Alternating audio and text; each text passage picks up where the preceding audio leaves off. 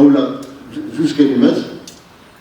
اللي الاساسي هو ان المغرب وراه تقدم بها الاستاذ ما حصل خلال المده الاخيره في الموضوع الذي اطلق عليه الحكم الذاتي واعتماد هذا المبدا. ارتأت مؤسسة عبيد الزهري للأبحاث والدراسات والأعمال الاجتماعية أن تنظم هذه الندوة الفكرية والثقافية حول موضوع الحكم الذاتي في الصحراء المغربية من التحرير إلى الاستقرار، مواكبة للمستجدات الوطنية التي عرفتها قضية وحدتنا الترابية، وأساسا القرار 27/97 الذي كرس وبشكل واضح السيادة المغربية على الصحراء، وجعل من موضوع الحكم الذاتي الذي تقدم به المغرب سنة 2007 الأساس التفاوضي الوحيد مستقبلا لحل النزاع المفتعل في الصحراء.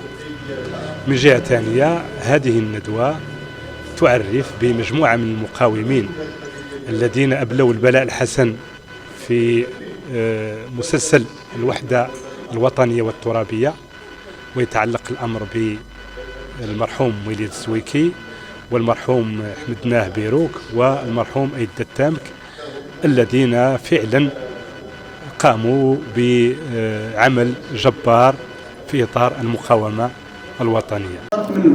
كل مرة تنحرر في المغرب، هذه وصلنا الآن في 75 الصحراء المغربية، ومازال أمامنا واحد العدد ديال المناطق اللي محسوبة علينا من الجزر الجعفرية ومن الجزر اللي كاينة في بحر البلدوسي ومن مسدة ومن إلى آخره. باقي مازال شي حاجة اللي وجدت.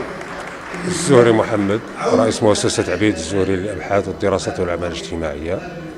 اليوم ارتأت هذه المؤسسة أنها تعدل واحد ندوة وطنية على الحكم الذاتي، وحضروا لها أساتذة كبار لهم مشهود لهم بالكفاءة.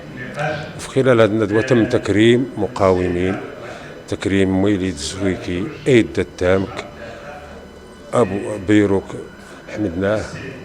وهذه السنة اللي شادها المؤسسة على عاتقها هي تكريم مقاومين اللي منصفهم التاريخ، وكنحاولوا نبشوا الغبار على التاريخ ديال هاد المقاومين، ديال هاد الرجال اللي عطاو لهذا البلد والوطن.